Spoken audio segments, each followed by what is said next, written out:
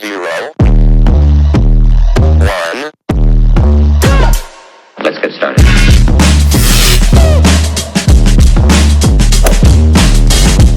Hello everybody and welcome to another episode of the Black and White United Show. I'm your host Andreas. Thank you so much for tuning in with me.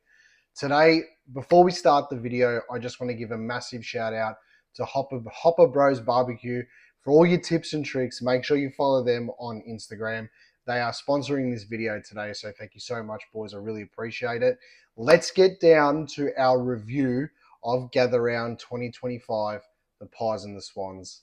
Let's just get into it. So I put this out there in my preview video, in my reviews to the last game. I wanted to see a certain few players step up. Bo McCreary, Bobby Hill, Isaac Quainer. I wouldn't say they absolutely lit the house on fire, but it was a step in the right direction. I'm a harsh critic of the players, and I expect like heaps personally because, you know, they're all most of them are premiership players now, and as supporters we have set our standards pretty high. But Bo McCreary, he only got like I think 10 disposals or whatever, but he hit the scoreboard, and I said I want him to hit the scoreboard, and I want him to do more with the ball. When he had the ball, he was fantastic.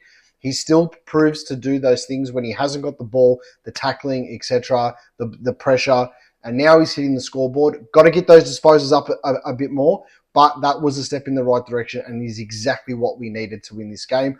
Bobby Hill, when it mattered the most, he needed to impact the scoreboard. He did. He helped set up a couple of goals too, and he was very influential around that forward line, especially with Lockie Schultz out, and I felt that also helped out Bo McCreary heaps as well. Jamie Elliott, I thought, was fantastic as well, and they subbed him off, which, you know, it is what it is, but, you know, you've got to give the guy a bit of a rest here and there.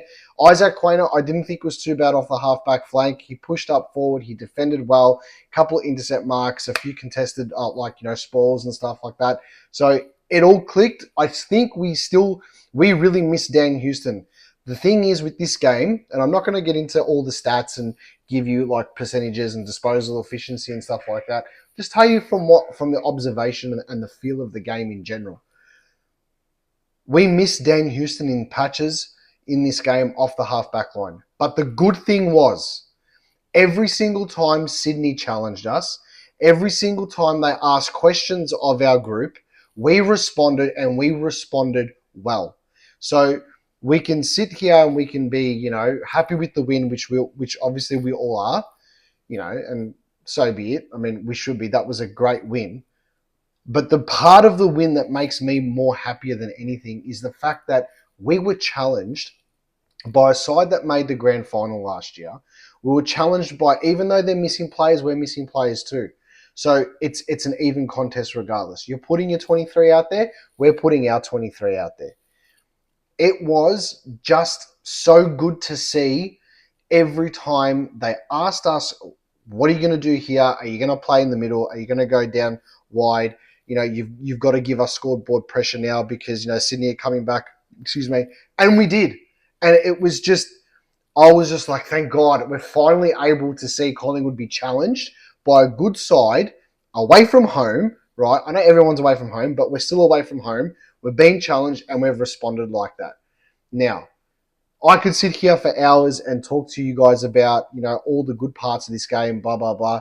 But that was the one part of the game that I was just so happy with. And seeing that now gives me a lot of confidence going into the Brisbane game, which we'll talk about that in a different video leading to the preview. I want you guys to drop comments and tell me what you think was like, or what was your like favorite moment of the match. You know, was there a particular point where you guys thought, you know, oh, we're being challenged or we've got it here? I do want to talk about a player in particular though in this review. Billy Frampton. We can go through all the plays, but there's two I want to talk about now in particular, and the first one being Billy Frampton. Against Carlton last week, his first half was a bit shaky. As we got better, he got into the game more, and then pretty much, you know, it dragged out one of their like main forwards, and he was able to do what he wanted to do in that second half.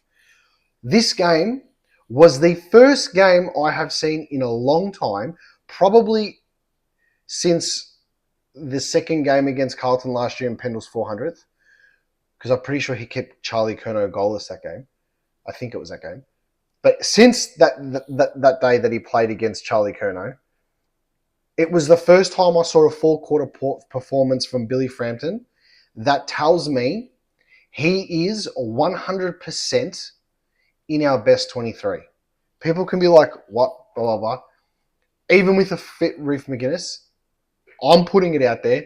Billy Frampton is in our best backline. He has to be. The way he defended his spoils, it made Darcy Moore look like 23 Darcy Moore again. I know Darcy had that stuff up in the might have been the third quarter or last quarter, whatever it was, where he hand passed it out and Sydney got the goal from the pocket, the snap, and he should have just put on the boot 100%. But Darcy's game looked a lot better today, last night, sorry. And Billy Frampton, I think, was fully to thank for that. He's defending, he's spoiling. His attack on the footy in packs, just getting the ball and kicking it out. Thank God. And he's taking marks on the half-back flank, right? It was on the far side of the ground. He's taking marks. Those marks against Carlton in the first half, he was dropping. His confidence was up. When Billy Frampton's confidence is up, he is a very, very good defender. And I'm just glad that we gave him the shot. And this is no disrespect to Charlie Dean at all. And I'm not criticising Dean. But with the experience that Frampton's got, not just at Collingwood, but in the AFL system, he is the right person to take us forward for however long now in the season until another change has to happen. He is the person now that is going to, I wouldn't say control the back line, but be a very, very influential figure in the back six, even when Houston comes in. So we'll watch this space. But there's one other player that I want to talk about. I said it on other channels before, and I've said it in videos, but thank you, Hawthorn. Ned Long he's going to be an outright star. He just needed, obviously we got him in the mid-season draft. He didn't have the preparation that you would want, obviously, coming into a side that's just won a flag and you're coming in halfway through the season. Obviously, he was with our VFL side, but his presence in our football team is going to be a massive headache for the coaching staff when you've got Tom Mitchell ready to come back in, because I don't know how you're going to put Tom Mitchell and Ned Long in the same team. I genuinely have no idea how that's going to work out. But I think it was 29 disposals. I can't remember. Someone correct me in the comments. But his influence and the way he plays football, the way he is in and under the pack, his explosive speed is such a compliment to players like Nick Dacos, to players like Scott Pendlebury, Still Sidebottom, all these guys. He just complements that so well.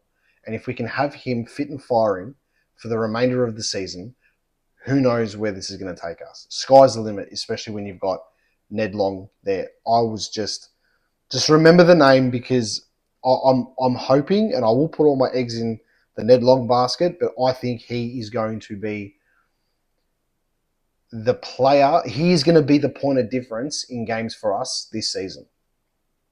Overall, the win was, I think it was needed for us as fans, and the type of win that we had was needed in general for the Collingwood Football Club, because now what this does is it puts us on people's radar. Oh, yeah, no worries, you played against Dogs undermanned. Oh, yeah, no worries, you beat Carlton, they were 4-0 at the time. Oh, or 3-0 at the time. Oh, no worries, you smashed Port Adelaide, they can't play at the G. We've just beaten last year's grand finalist in Gather Round convincingly, with Jordan De Goey, Dan Houston, and Lockie Schultz missing. I'm going to leave it there, but I'm super happy, and I'm wrapped at the way the boys fought this game out. It takes a lot of confidence now moving into, or it brings a lot of confidence now moving into the Easter Thursday game. And obviously, who